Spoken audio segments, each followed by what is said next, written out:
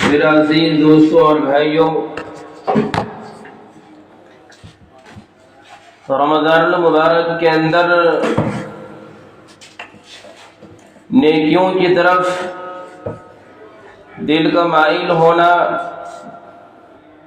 نیکیوں کی طرف دوڑ پڑنا اور اعمال صالحہ کو انجام دینے میں برضا و رغبت چلنا،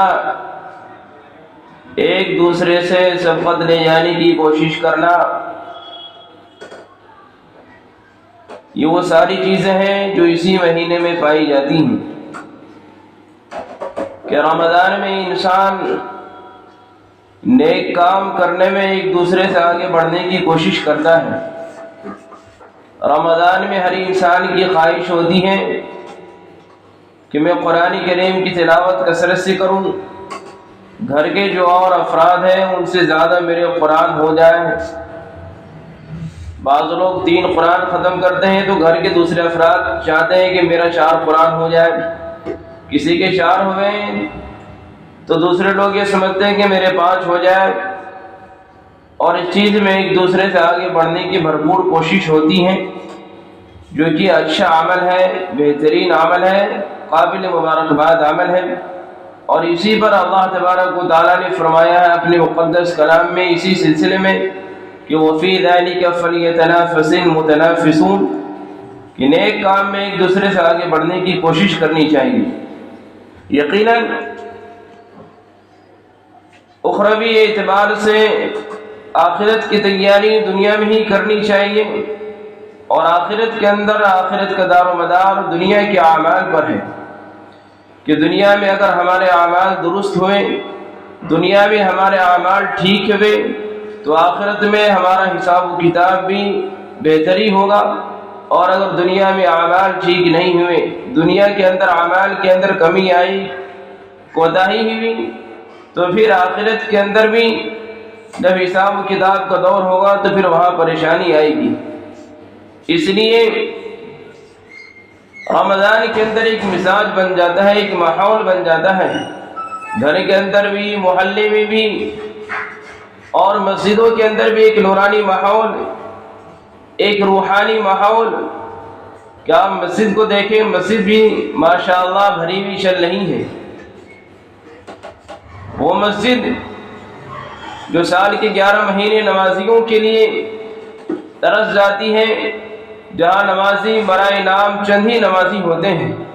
لیکن الحمدللہ رمضان کے اندر ساری مسجدیں فل چل رہی ہیں، نیچے کا حصہ ہو، بیچ کا حصہ ہو، اوپر کا حصہ ہو۔ تو یہ ایک اچھی بات ہے، کاش یہ مزاج اور یہ صفت اور یہ ماحول رمضان میں نہ ہو کر کے 11 مہینے 12 مہینے یہ ماحول ہو تو بڑا اچھا ماحول ہوگا، بڑا نورانی ماحول ہوگا، اور پھر یقیناً اللہ رب العالمین کی مدد ہمارے اوپر نازل ہوگی، یقیناً اللہ رب العالمین کی رحمتیں ہم پر متوجہ ہوں گی، یقیناً اللہ تبارک و تعالیٰ کے انوار و برکات سے ہم اور آپ فیضیاب ہوں گے۔ جس طرح رمضان کے اندر گھروں کے اندر بہترین ماحول، گھر کے اندر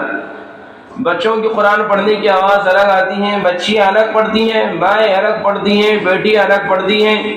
گھر کی بہویں الگ پڑھتی ہیں قرآن، گھر کے مرد حضرات بھی الگ الگ قرآن پڑھتے ہیں۔ کاش یہ نظام، یہ ماحول گھر کے اندر بھی رمضان کے علاوہ بھی یہ ماحول پروان چڑھ جائے، رمضان کے علاوہ بھی یہ ماحول گھروں میں قائم ہو جائے تو پھر انشاءاللہ کسی گھر کے اندر پریشانی نہیں آئے گی، کسی گھر کے اندر تنگدستی کی شکایت نہیں ہوگی، کہیں کسی گھر کے اندر بیماری نہیں ہوگی۔ کیوں کہ ہمارے اعمال رمضان کے علاوہ نیک اعمال نہیں ہیں۔ رمضان کے علاوہ نماز چھوڑنا، فجر کی نماز چھوڑنا اور دیگر نماز کو چھوڑنا، قرآن کریم سے دور رہنا، یہ ہمارا مزاج بن جاتا ہے، جس کی وجہ سے نحوستیں ہمارے اوپر آتی رہتی ہے اور اللہ رب العالمین کی لعنت کے ہم اور آپ مستحق ہوتے رہتے ہیں۔ میں نے گزشتہ ہفتے بھی کہا تھا کہ قرآن کریم پڑھنے کی کتاب ہے، قرآن کریم سمجھنے کی کتاب ہے۔ قرآن کریم برکت حاصل کرنے کے لیے نہیں ہے کہ قرآن کریم کو برکت حاصل کرنے کے لیے پڑھو، قرآن کریم کو ثواب حاصل کرنے کے لیے پڑھو،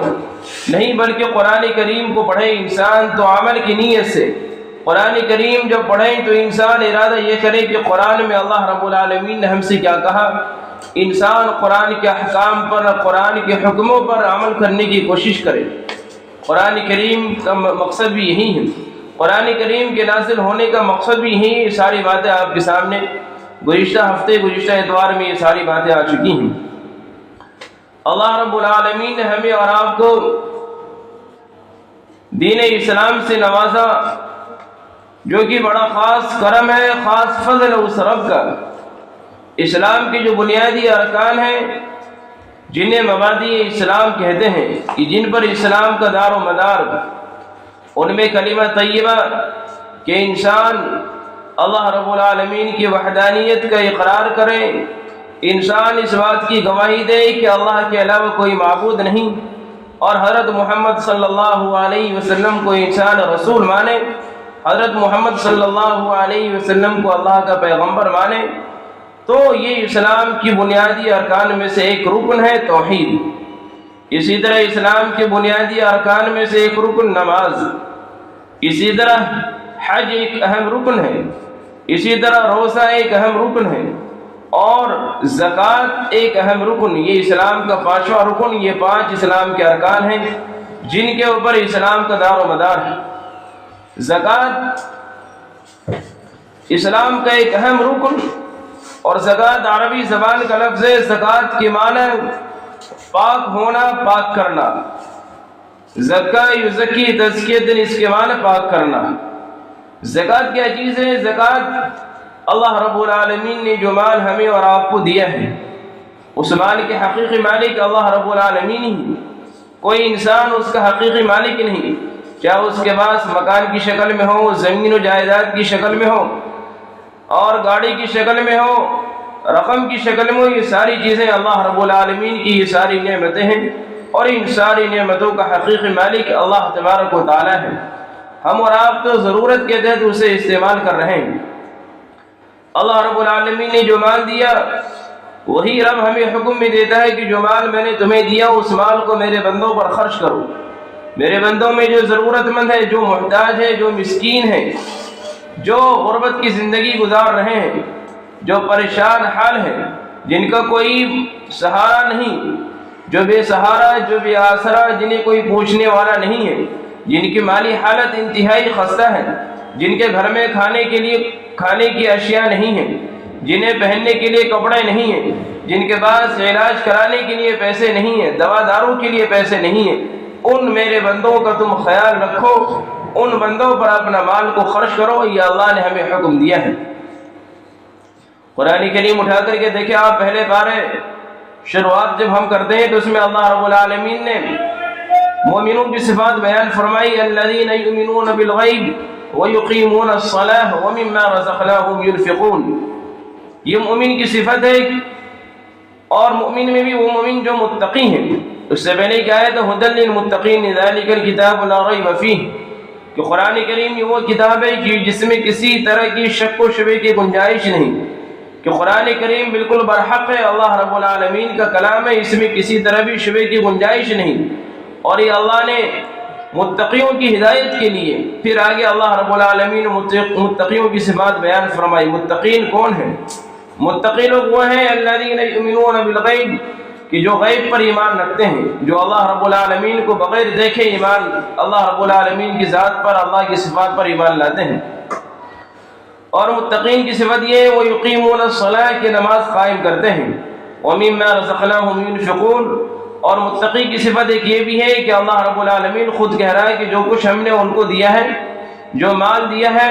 وہ مال اللہ کے راستے میں خرچ کرتے ہیں۔ یہ متقیوں کی صفات۔ تو میری ماں اور بہنوں، میرے بھائیوں، میرے دوستوں، اللہ رب العالمین نے جو مال ہمیں دیا ہے، اس مال کو اللہ نے خرچ کرنے کا حکم دیا ہے۔ یہ ہماری خوش قسمتی ہے، خوش نصیبی ہے کہ اللہ نے ہمارے مال کو اس لائق سمجھا، کہ اللہ نے ہمارے مال کو اپنے بندوں پر خرچ کروایا ہم سے۔ یہ یقیناً یہ ہمارے لیے خوش قسمتی کی بات ہے۔ اور نہ بے شمار ایسے افراد ہیں جن کے پاس مال و دولت ہے، لیکن ان کا مال کسی کام کا نہیں، ان کا مال غریبوں پر خرچ نہیں ہو رہا ہے، ان کی رقم مسکینوں پر نہیں خرچ ہو پا رہی ہے، ان کے ذریعے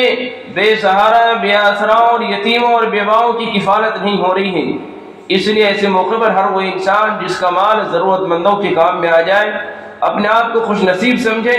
اور اپنے رب کا شکر ادا کرے کہ میرے رب نے میرے مال کو اس لائق سمجھا۔ یقیناً زکوٰۃ اسلام کا ایک اہم رکن ہے، اسلام کا ایک بنیادی رکن ہے، اور زکوٰۃ کے ذریعے اللہ تعالیٰ نے ایک ایسا نظام مسلمانوں کو دیا، ایک ایسا سسٹم دیا کہ اگر ہم زکوٰۃ پر عمل کرنا شروع کر دیں، زکوٰۃ کے نظام کو اگر ہم صحیح طریقے سے رائج کر دیں اپنے سماج میں، اپنے معاشرے میں، تو ہمارے معاشرے سے غربت کا خاتمہ ہو جائے گا، ہمارے سماج سے غربت کا خاتمہ ہو جائے گا، اور ہمارے اندر، ہمارے محلے میں، ہماری سوسائٹی میں، ہمارے آس پاس جو غربا حضرات ہیں ان کی غربت ختم ہو جائے گی، بشرطے کہ ہم صحیح طور پر زکوٰۃ دیں اور زکوٰۃ نکالنے والے بن جائیں اور صحیح طور پر زکوٰۃ وصول کرنے والے۔ ایسا نہیں آپ دیکھیں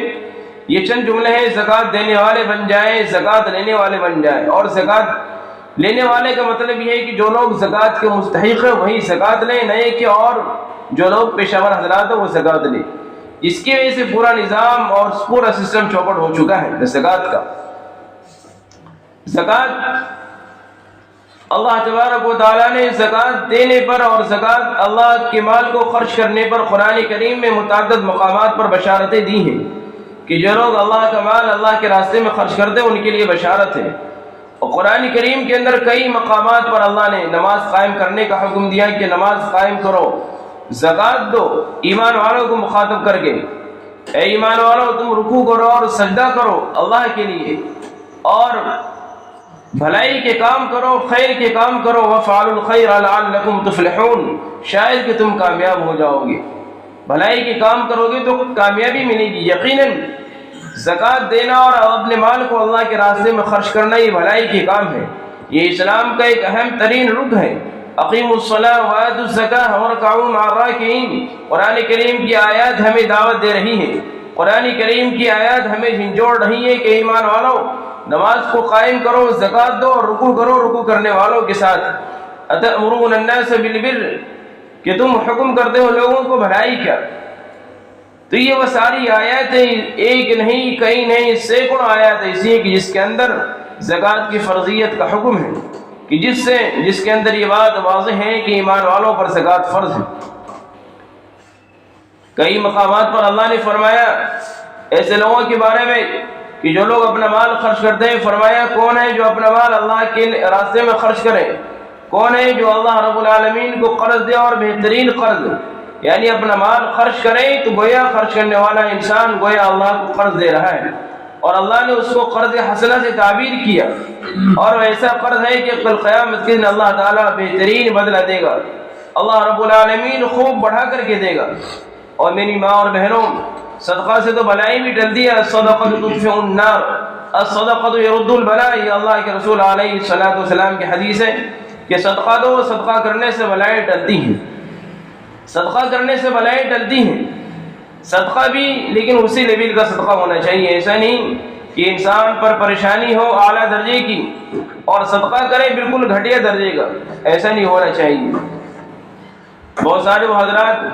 جن کا یقین ہے، جنہیں بھروسہ ہے اور جی سمجھتے ہیں کہ واقعتاً صدقہ دینے سے بلائیں ٹلتی ہیں، ان کے تجربات ہیں، وہ یہ کہتے ہیں کہ اگر کسی کے ساتھ بیماری لگی ہو، بڑی بیماری، مثال کے طور پر 1 لاکھ روپے کا خرچ آ رہا ہے، تو اس انسان اس بیماری کے دفعیے کے لیے، اس بیماری کو دور کرنے کے لیے اسی لیول کا صدقہ بھی کرے۔ خرچ ڈاکٹر کو دینا ہے 1 لاکھ روپے اور ہم خرچ کر رہے ہیں 200-400 روپے، تو میری ماں اور بہنوں اس سے کام نہیں چلے گا، آپ اسی لیول کا صدقہ کریں گے تو پھر انشاءاللہ پھر آپ کی بلائیں ٹلیں گی، پھر آپ کے اوپر سے مصیبت دور ہوں گی۔ روایت کے اندر آتا ہے، اللہ کے رسول علیہ الصلوۃ والسلام کی حدیث ہے کہ ایک باغ کے اندر ایک انسان راستے میں کہیں جا رہا ہے، اور اس کے اندر اس کے ساتھ ساتھ بادل کا ایک ٹکڑا جا رہا ہے، اور بادل کے ٹکڑے سے ایک آواز آئی کہ فلاں کے باغ کو سیراب کرو، فلاں کے باغ کو سیراب کرو۔ چنانچہ وہ انسان اس بادل کے ٹکڑے کے ساتھ چلتا گیا اور اس باغ میں پہنچا جس باغ کے اندر سے جس باغ کو سیراب کرنے کا حکم ہوا تھا بادل کے اندر سے۔ جب وہاں جا کر کے دیکھا تو اس نے بارش وہیں ہوئی، چنانچہ اس انسان نے اس کے مالک سے پوچھا کیا بات ہے، تمہارا کیا معاملہ ہے؟ تو اس انسان نے ساری باتیں بتائیں کہ میں اپنے مال کو 1/3 مال اپنے لیے رکھتا ہوں، 1/3 مال کو باغ میں لگاتا ہوں اور 1/3 مال اللہ کے راستے میں خرچ کرتا ہوں۔ تو اس انسان نے بتایا کہ میں نے بادل کے اندر سے آواز سنی کہ بادل کے اندر سے آواز آ رہی تھی کہ فلاں کے باغ کو سیراب کرو۔ تو یقیناً اگر ہم اللہ رب العالمین کے لیے، اللہ رب العالمین کی رضا کے لیے، اللہ تعالیٰ کی خوشنودی حاصل کرنے کے لیے اپنا مال خرچ کریں گے تو اللہ بھی اپنی رضا ہمیں نصیب کرے گا، اور پھر اللہ بھی ہماری ضروریات کا خیال رکھے گا، اور پھر اللہ ایسے اسباب بنائے گا کہ ہم اور آپ سوچ بھی نہیں سکتے اللہ تعالیٰ کہاں سے اسباب کو پیدا کرے گا۔ اس لیے قرآن کریم کے اندر، احادیث نبویہ کے اندر متعدد مقامات پر زکوٰۃ کا حکم ہے، صدقات کا حکم ہے۔ ہمارے یہاں ایک بڑا مزاج ہے کہ ہم زکوٰۃ تو چلو دے دیتے ہیں لیکن صدقات کے بارے میں بڑی لاپرواہی ہوتی ہے۔ میں یہ کہتا ہوں کہ اگر آپ 12 مہینے صدقات کا نظام بنائیں گے تو آپ کی زکوٰۃ کی تعداد بھی گھٹ جائے گی، آپ کی زکوٰۃ کی تعداد بھی گھٹ جائے گی۔ مثال کے طور پر اگر آپ کی زکوٰۃ 1 لاکھ روپے نکلتی ہیں اور اگر 12 مہینے اگر آپ امداد کرتے رہیں، صدقات کرتے رہیں، کہ بھئی یہ بات معلوم ہو جائے کہ زکوٰۃ، دیکھیے زکوٰۃ تو فرض ہے، جس طرح نماز فرض ہے اور فرض کے علاوہ انسان نفلی نماز پڑھے تو نفلی نماز کیا ایکسٹرا نماز ہے، برے وقت میں کام آنے کے لیے ہے، ایسے ہی زکوٰۃ تو ضروری ہر حال میں ادا کریں ہی کریں، لیکن نفلی صدقات کا بھی اہتمام کریں۔ نفلی صدقات جو زکوٰۃ میں کمی ہوگی، کوتاہی ہوگی، اس کمی کوتاہی کو دور کرنے کے لیے نفلی صدقات، نفلی صدقات کے ذریعے وہ کمی کوتاہی دور ہوگی۔ تو اسی طرح اس کے برخلاف جو لوگ زکوٰۃ نہیں دیتے ہیں، زکوٰۃ ادا نہیں کرتے ہیں، ایسے لوگوں کے لیے قرآن کریم کے اندر شدید وعید ہے، قرآن کریم میں بھی شدید وعید ہے، اور جناب نبی کریم صلی اللہ علیہ وسلم نے ایسے لوگوں پر شدید لعنت فرمائی۔ اللہ رب العالمین نے قرآن کریم میں صاف صاف اعلان فرما دیا سورۃ توبہ کے اندر کہ جو لوگ سونے اور چاندی کو اکٹھا کر کے رکھتے ہیں، والذین یکنزون الذهب والفضة ولا ينفقونها في سبيل اللہ، کہ جو لوگ سونا اور چاندی جمع کر کے رکھتے ہیں اور اسے اللہ کے راستے میں خرچ نہیں کرتے ہیں، فبشرهم بعذاب علیم، کہ اے نبی ایسے لوگوں کو آپ دردناک عذاب کی خوشخبری سنا دیجیے۔ کس دن؟ جس دن اللہ رب العالمین ان کے مال کو تباہ کر کے تپائے گا، اور اس مال کے ذریعے اللہ اس کی پیشانی کو داغے گا، اللہ اس کے پہلوؤں کو داغے گا، اللہ اس کی پشت کو داغے گا،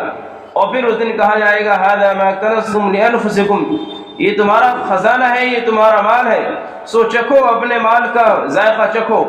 اور پھر اللہ رب العالمین قیامت کے دن اس انسان کو ذلیل و رسوا کرے گا۔ اسی طرح حدیث نبویہ کے اندر بھی جناب نبی کریم صلی اللہ علیہ وسلم سے ثابت ہے کہ جس شخص کو اللہ تعالیٰ نے مال دیا اور اس کی زکوٰۃ ادا نہ کرے، من آتاہ اللہ مالا فلم یؤدی زکاتہ، کہ جسے اللہ نے مال دیا اور اس کی زکوٰۃ ادا نہ کرے تو اس مال کو اللہ تعالیٰ کل قیامت کے دن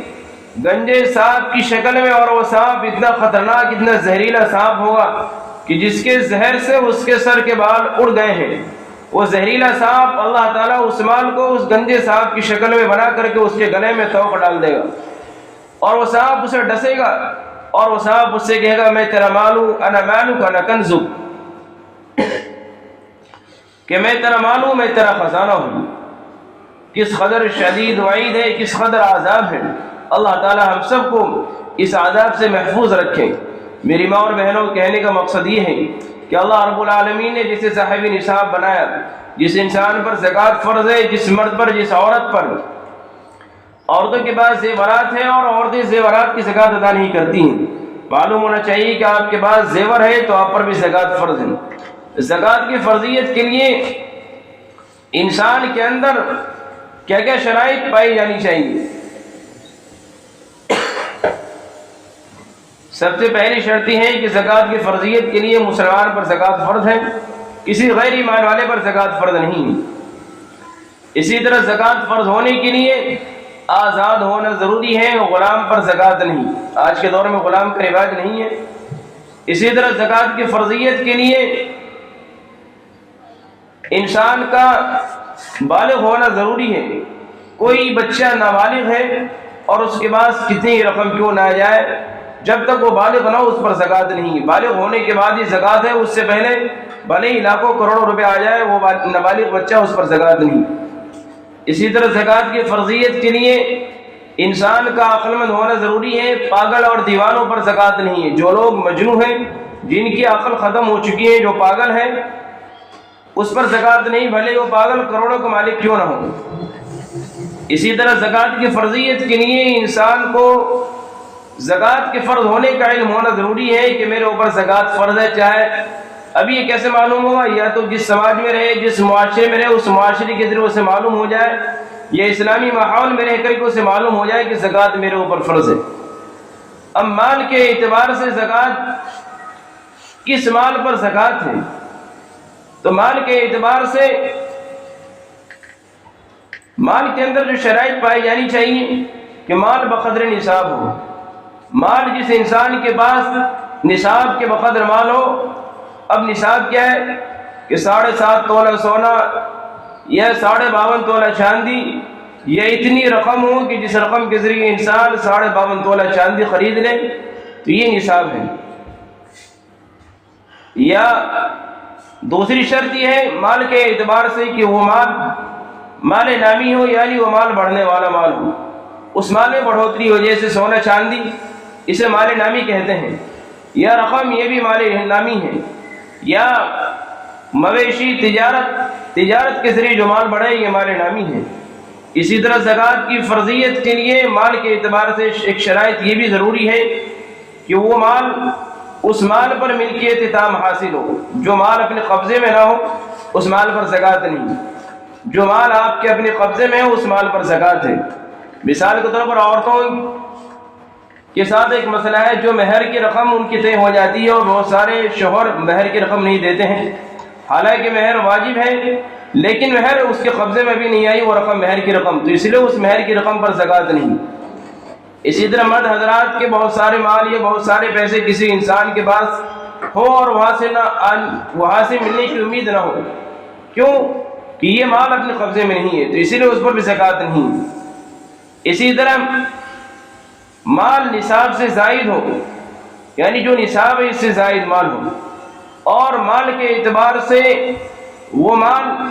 قرض سے خالی ہو۔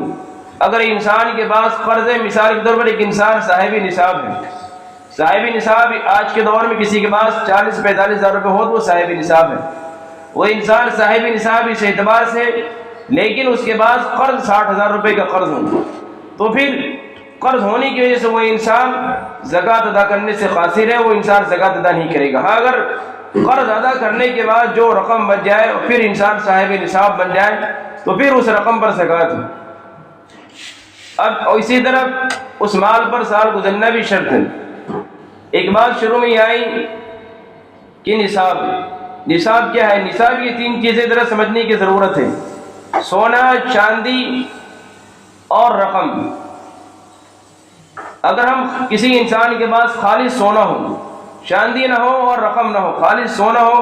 تو خالص سونے کے اعتبار سے اگر ہم دیکھیں تو خالص سونا 7.5 تولہ سونا ہونا چاہیے۔ خالص سونا 7.5 تولہ سونا، گرام کے اعتبار سے 87 گرام 480 ملی گرام سونا۔ اب کسی انسان کے پاس سونا نہیں، خالی چاندی ہے، تو چاندی کا نصاب 52.5 تولہ چاندی، گرام کے اعتبار سے 612 گرام 360 ملی گرام چاندی۔ اب ایک انسان ایسا ہے کہ اس کے پاس نہ سونا ہے، نہ چاندی ہے، رقم ہے، تو تیسری شکل یہ ہے کہ اگر رقم اتنی رقم ہے کہ جس رقم کے ذریعے وہ انسان 52.5 تولہ چاندی خرید سکتا ہو تو پھر وہ نصاب ہے۔ چوتھی شکل یہ ہے کہ ایک انسان کے پاس نہ سونا پورا ہے، نہ چاندی پوری ہے، نہ رقم اتنی ہے کہ جس کے ذریعے خالی رقم کے ذریعے وہ انسان صاحب نصاب بن جائے، یا خالص چاندی کے ذریعے وہ انسان صاحب نصاب بن جائے،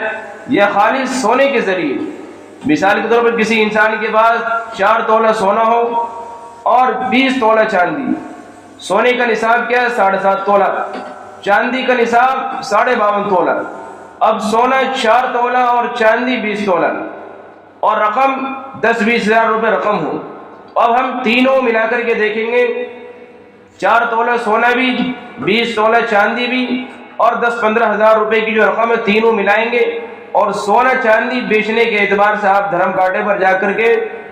اس کا ریٹ نکلوائیں گے کہ ہم بیچیں تو کس بھاؤ کو ہمیں اس کے کتنے روپے ملیں گے۔ تینوں ملانے کے بعد اگر کسی انسان کے پاس اتنے روپے ہو جاتے ہیں کہ جن رقموں کے ذریعے آپ 52.5 تولا چاندی خرید سکتے ہیں تو آپ صاحب نصاب ہیں۔ عورتوں کے اندر یہ بڑی لاپرواہی ہوتی ہے کہ زیورات کی فکر نہیں ہوتی، پرواہ نہیں ہوتی۔ دیکھیے یہ آپ کی ذمہ داری ہے، زکوٰۃ آپ نکالیں چاہے جیسے بھی ہوں۔ اگر حالات گھر میں صحیح نہیں ہے، کوشش یہ کریں کہ شوہر سے رقم لے کر کے زکوٰۃ نکالیں۔ اگر اپنے پاس رقم ہو تو آپ اس رقم کے ذریعے نکالیں، اور اگر حالات ایسے نہیں ہیں، شوہر رقم دینے کو تیار نہیں، تو پھر آپ کی ذمہ داری ہے کہ آپ اپنے زیورات میں سے کسی ایک زیور کو بیچیں، اور بیچنے کے بعد آپ زکوٰۃ نکالیں گے، ورنہ کل قیامت کے دن اس عذاب کا مستحق آپ بھی اسی عذاب کے مستحق ہوں گی۔ ایسا نہیں کہ آپ بچ جائیں، یہ آپ کی ذمہ داری، آپ اس کی مالک ہے۔ جو انسان جس چیز کا مالک ہو اس پر زکوٰۃ فرض ہے۔ عورتیں اس سلسلے میں بڑی لاپرواہ ہوتی ہیں زیورات کے سلسلے میں، اس لیے زیورات کی زکوٰۃ نکالیں، ہر حال میں لازم اور ضروری ہے،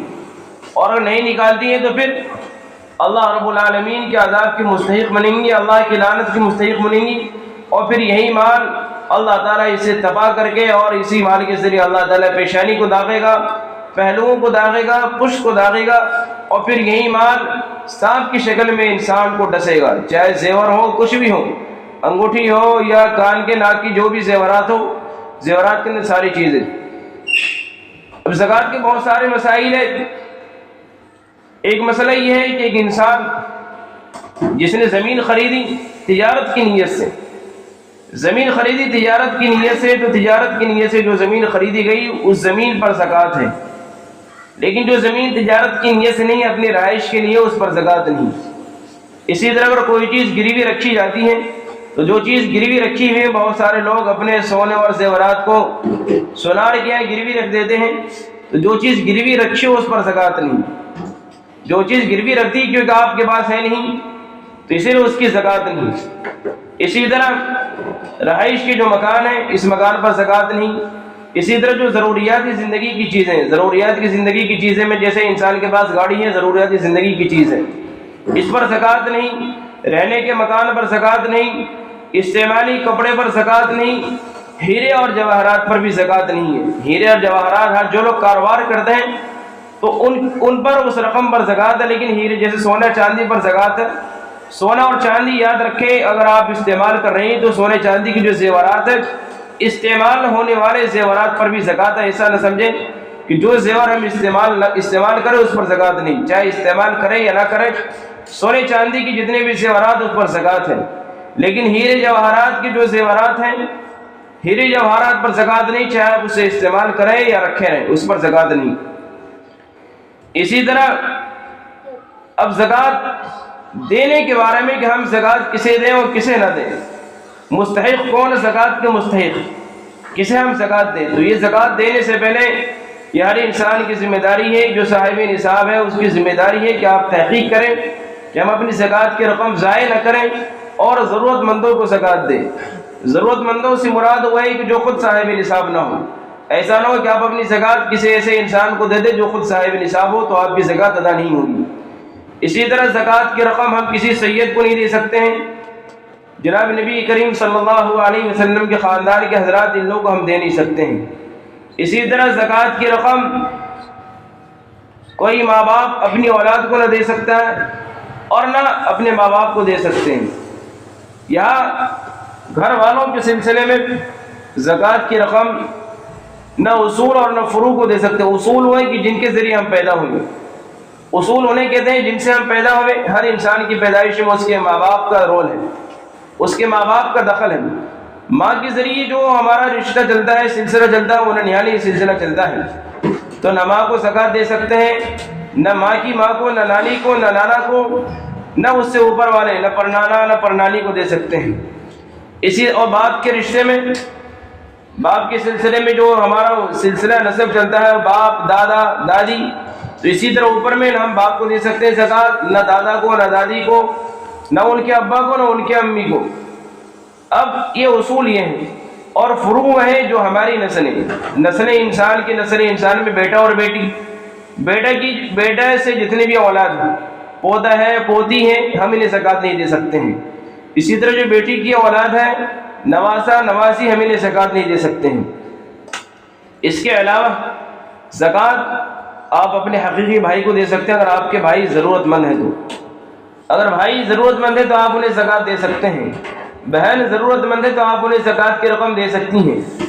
اور بھی جو رشتہ دار ہیں، خالہ کو زکوٰۃ دے سکتی ہیں، خالوں کو دے سکتی ہیں، پھوپھو کو دے سکتی ہیں، پھوپھا کو زکوٰۃ دے سکتی ہیں، چچا چچی کو زکوٰۃ دے سکتی ہیں۔ اسی طرح کوئی انسان اگر اپنے داماد کو دینا چاہے تو داماد کو بھی دینا جائز ہے، بیٹی کو نہیں دے سکتے ہیں۔ اسی طرح کوئی انسان بہو کو دینا چاہے تو بہو کو دے سکتے ہیں، بیٹے کو نہیں دے سکتے ہیں۔ اور اسی طرح زکوٰۃ میں انسان کو مالک بنانا ضروری ہے۔ بہت سارے احباب آپ دیکھیں گے شادی بیاہ کے موقع پر زکوٰۃ کی رقم سے مدد کر دیتے ہیں۔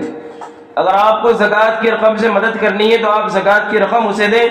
نہ یہ کہ آپ شادی بیاہ میں بہت سارے لوگ یہ کرتے ہیں کہ ہال کا کرایہ دے دیا، جب آپ نے ہال کا کرایہ دیا تو آپ نے اس رقم کا مالک کسے بنایا؟ اس رقم کا مالک آپ نے کسی کو بنایا ہی نہیں، کوئی اس کا مالک ہی نہیں۔ زکوٰۃ کے لیے ایک شرط ہے کہ جس کو آپ رقم دیں اسے مالک بھی بنائیں۔ اسی طرح بہت سارے لوگ یہ کر رہے ہیں آج کل، کسی نے کسی کو قرض دیا اور قرض کی رقم وہ پھنس گئی، وہاں سے آنے کی امید نہیں ہے، تو بہت سارے لوگ یہ کہتے ہیں کہ کیا ہم اس میں زکوٰۃ کی نیت کر لیں؟ تو یاد رکھیں، قرض کی رقم پھنس گئی آپ کی تو آپ کی زکوٰۃ کی نیت کرنے سے زکوٰۃ ادا نہیں ہوگی۔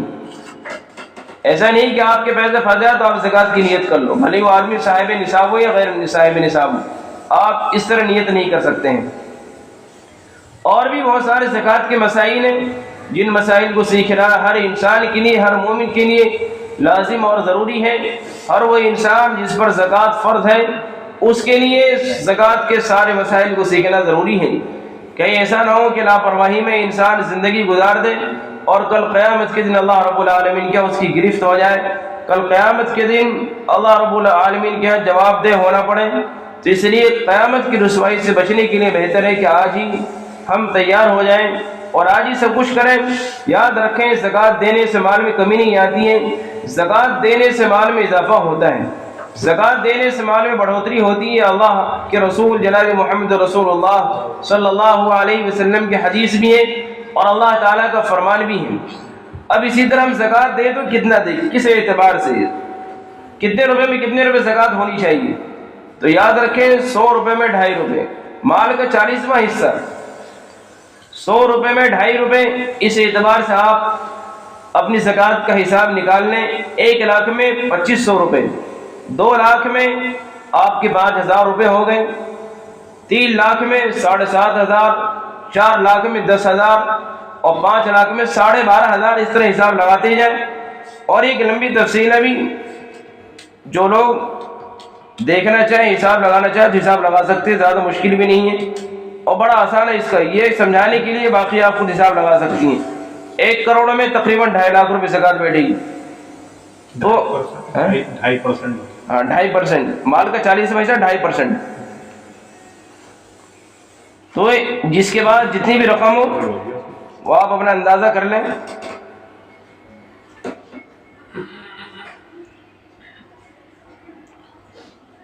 تو اس سلسلے میں محتاط رہنے کی ضرورت ہے۔ رمضان کو مبارک مہینہ چل رہا ہے، ان ایام میں جس قدر بھی ہم اپنے مال کو خرچ کریں گے اللہ رب العالمین کے یہاں ویسے ہی اللہ کی جانب سے ثواب کے بھی وعدے بھی ہیں، اور انشاءاللہ 1 روپے خرچ کرنے پر 70 روپے کے بقدر ثواب ملے گا۔ یہ مہینہ رمضان کا مہینہ بڑا اہم مہینہ، بڑا مبارک مہینہ ہے۔ حالانکہ زکوٰۃ کا نظام رمضان سے نہیں ہے، زکوٰۃ کا حساب رمضان میں ضروری نہیں کہ آپ رمضان میں زکوٰۃ نکالیں، بلکہ زکوٰۃ کے لیے جب سال گزرنا شرط ہے تو آپ کے پیسے پر سال جس دن بھی ہو اس دن کا حساب لگائے۔ مثال کے طور پر آج 13 رمضان ہے، آج 13 رمضان میں کسی انسان کے پاس آج کی تاریخ میں 50,000 روپے ہوں اور اگلے سال 13 رمضان میں 12 رمضان میں اس کا سال پورا ہوگا۔ اور اس میں ایک بات یاد رکھیں، ہمیں حساب لگانا اپنے سال کا، ہجری سال کا، اسلامی تاریخ کا، انگریزی سال کا نہیں۔ انگریزی سال کے اعتبار سے 10 سے 15 دن کا فرق ہو جاتا ہے، تو اس لیے انگریزی سال کا حساب نہ لگائیں بلکہ ہجری سال کا حساب لگائیں اور اس اعتبار سے زکوٰۃ نکالنے کی کوشش کریں۔ ہر سال میں اگر آپ کی رقم گھٹ جائے بڑھ جائے کوئی بات نہیں، گھٹنے بڑھنے پر کوئی حرج نہیں ہے۔ اگر آپ آج 50,000 روپے ہیں اور پورے سال آپ کے پاس بالکل بھی رقم نہ ہو لیکن اگلے سال 13 رمضان کو پھر 50,000 روپے کہیں سے آ جائے تو پھر آپ صاحب نصاب، بھلے ہی پورے سال کچھ نہ ہو، اسی دن میں اسی سال میں اگر رقم آ جائے تو پھر آپ صاحب نصاب ہیں۔ یہ چند مسائل زکوٰۃ سے متعلق ہیں۔ زکوٰۃ اسلام کا ایک اہم رکن ہے، اسے سیکھنے کی کوشش کریں، دعا کریں اللہ تعالی ہم سب کو عمل کی توفیق عطا فرمائے۔ بعض لوگ ایسے ہوتے ہیں رمضان میں زکوٰۃ نکالتے ہیں اور رمضان میں ہو جاتا ہے لوٹ خرچے ہی، تو یہ زکوٰۃ جو نکالتے ہیں پورے سال یہ کہیں پہ نوٹ کر لیں اور پھر اسے رمضان میں کاؤنٹ کر لیں۔ ہے ایک بات یہ بھی، بہت سارے حضرات رمضان میں زکوٰۃ نکالتے ہیں اور بہت سارے احباب رمضان کے علاوہ بھی، تو یہ آپ اپنی ترتیب ایسی بنائیں کہ اگر آپ کو رمضان میں زکوٰۃ نکالنی ہے اور 20 سال میں اگر آپ زکوٰۃ کی رقم دے دیں کسی ضرورت مند کو تو آپ اسے نوٹ کر لیا کریں، اور جب آپ اسے نوٹ کریں گی تو پھر اور جب رمضان کے ایام جب آئیں گے تو ان ایام میں اس سب کو ساری رقم کو ایک جگہ کر لیں۔ مان لیجیے اگر آپ نے رمضان کے علاوہ آپ کی زکوٰۃ کی رقم بیٹھ رہی ہے 25,000 روپے، آج رمضان میں آپ 25,000 روپے نکالنی ہے، اور اگر آپ نے 15,000 روپے پہلے نکال دیے تو پھر آپ اس رمضان میں 15,000 کو ایڈ کر لیں اور باقی 10 بچے ہیں تو آپ 10 نکالیں گے۔ اس چیز کو نوٹ کرنے سے یہ فائدہ ہوگا کہ آپ کا نظام اور آپ کا بیلنس برقرار رہے گا، پریشانی نہیں ہوگی۔ ہاں اس کے علاوہ اگر آپ نفلی صدقات جو ادا کرنا چاہیں نفلی صدقات کو نہ لکھیں لیکن زکوٰۃ کو لکھ لیں گی تو آپ کے لیے آسانی ہوگی، نوٹ کرنے سے یہ فائدہ ہوگا۔ نفلی صدقات نفلی امداد میں کوئی یہ نہیں ہے، کوئی روک ٹوک نہیں، آپ جب چاہیں جتنا چاہیں جتنا نکالیں، اور زکوٰۃ کے اندر یہ یاد رکھیں 2.5% کا حساب ہے، 2.5 سے زائد کا حساب نہیں ہے۔ ایسا نہیں کہ بعض لوگ گمراہ کریں اور آپ سے کہتے ہیں 2.5 سے زیادہ نکالو، سینکڑے میں 100 روپے میں 2.5 روپے، تو اس حساب سے آپ کو اندازہ لگانا ہے۔ اللہ تعالی ہم سب کو عمل کی توفیق عطا فرمائے۔